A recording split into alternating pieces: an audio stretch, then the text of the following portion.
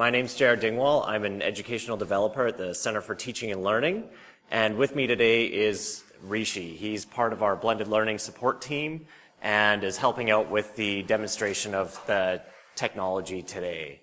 The session today, we're going to talk a little bit about using reflection in your teaching practice, but specifically with the use of video. So this weird doohickey over here is kind of what we're demoing. It's called the swivel, and it's going to help us through some of these elements of reflecting on our teaching. There's no advancer, so I'm just going to go click, and my slide should advance. I didn't know there was so much power in one hand. That's just fantastic. I'm hoping that by the end of this 20-minute short session and then 10 minutes for questioning, that we'll be able to describe reflective practice in teaching. We'll discuss a few different means of reflecting on our teaching and identify a few of the different tools that we can use to reflect. Reflection in teaching, there's been many different definitions over time, and we can start in the 1930s with John Dewey stating that it's active, persistent, and careful consideration. If we look a little bit further into the future, thinking about our educational matters, making rational choices, and assuming responsibility for those choices. Framing, analyzing, and acting purposefully. And finally, we can stand outside of ourselves and come to a clearer understanding of what we do and who we are by freeing ourselves of distorted ways of reasoning and acting. So through all of this time, some of the key factors are being able to make rational decisions or have some way of connecting the dots in what we do and what we're intending to do. And there are different tools that we can use to reflect in our teaching. So we can write a journal, and this is something that I was asked to do when I was in teacher training, is before a lesson, I had an idea of what it was I wanted to achieve. And so I could ask myself the questions, did the students understand? What perceived difficulty did they have with the lesson? What actually happened? If I tried an activity, did that activity work? And so I would have some of that written out beforehand. I would teach my lesson, and following that, I would reflect on it. And I'm heavily relying on memory when it comes to the journal. And I'm relying on my own perception in the moment. So even right now, I'm thinking it's like I'm trying to balance knowing what's on the screen, what I'm actually saying, looking at the faces of everyone in the crowd. So there are a lot of different things that are happening, and right afterwards is the best time for me to write and reflect on that, to try and capture all of it. But because there's so many different things going on in my mind, I may have a slightly distorted view of that. I've often come away from lessons thinking, oh, that went terribly, but thankfully my cooperating teacher when I was on internship said, that definitely was not as bad as you just described it was. And then we would have that conversation. You can use student feedback as a means of reflection. So some of these might take form as a classroom assessment technique, like a minute paper. So at the end of a section of the class or at the end of the class, you're getting them to say, just for 1 minute, write down what the most important thing or the most surprising thing that you learned today. Or the muddiest point, like what is one question that you thought I would answer today that I didn't really answer?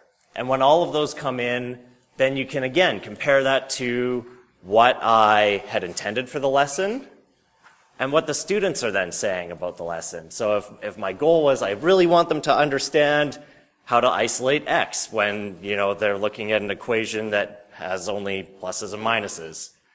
Did they actually get that, or are there still some students that have some questions? And I'm able to then reflect on that and change my practice. You can also do midpoint surveys for your course. So if you are 3 or 4 weeks into the term, you can actually use a survey to say what's going well and I should keep doing, what's not going well and I should maybe stop. Or what's something that I'm not currently doing that I should start doing? So that's one more means of a tool that I can use to reflect on my teaching. You can do peer observation. So maybe there's somebody in your department, a colleague that you would like to invite into your room as that second set of eyes. Like I mentioned with my cooperating teacher when I was on internship for teaching, there's somebody else in the room that is an expert in the area, knows the lesson ahead of time, and can come in and provide some of that feedback to you. So they can come in, maybe before the class you talk a little bit about what you're trying to do in that lesson, they observe, and then you talk about it a bit after. And thankfully, in the case of my cooperating teacher, it was, JR, that wasn't as bad as you just said it was. There are some things that you can try here. Have you considered X, Y, Z? I've seen this done. They can provide you different strategies. But it's, again, having that set of eyes that's outside of yourself, because when you're in the moment, there's just so many other things going on. And so the title of the session was How Video Can Be Used to Help You Reflect.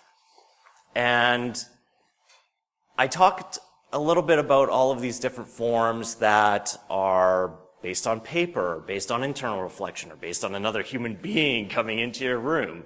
And it's like, video itself is not the method, but it can help you with any of those other things.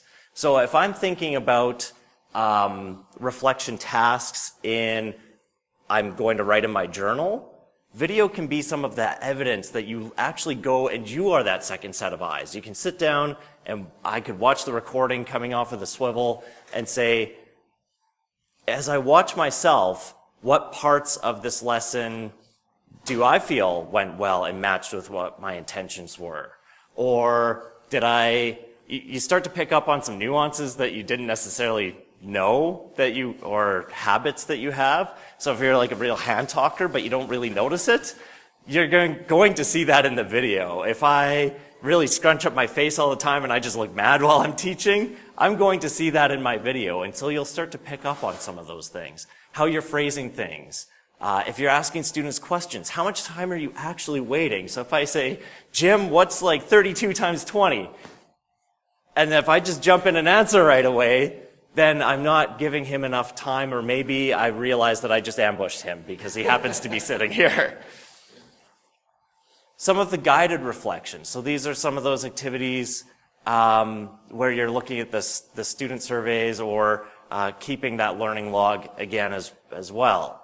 But the one I want to jump down to is individual versus collaborative. So if your colleague cannot actually come into the room, maybe there's a scheduling conflict or just something happened and they can't come in that day, then you still have something that you could review with them. So you could do it individually, as I said with the journal, or you can still use this tool collaboratively with a colleague, and you can go through it and say, what do you see? This is how I feel the lesson went, and this is, why, and then they can also provide their input. All of these things are internal. This is, it's not an intention of that I'm going to be publicizing this and like showing an entire department or showing the university my teaching, but it's a reflective tool for my own interest and personal development.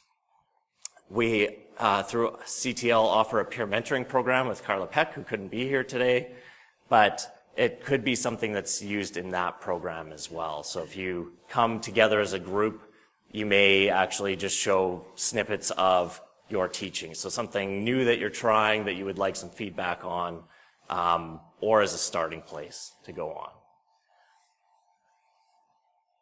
There are a couple of things we need to keep in mind when we're lecturing. So there should be a note on the front door that this session is being recorded, and any of the pieces of this video that would be that may have accidentally captured somebody in this room, and of course I should have said this up front, was those images will be removed.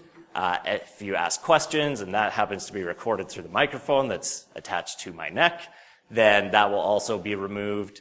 If you're going to do this in a room with students, then you can set up the swivel in such a way that you don't capture the students. If you're trying to do a more active activity, so if we were in small clusters and I would come out into the group, this lanyard, lapel, actually helps the swivel track me, so as I pace back and forth, it will move with me. So if I come into a small group, of course the student faces then will be captured. So there are some university regulations that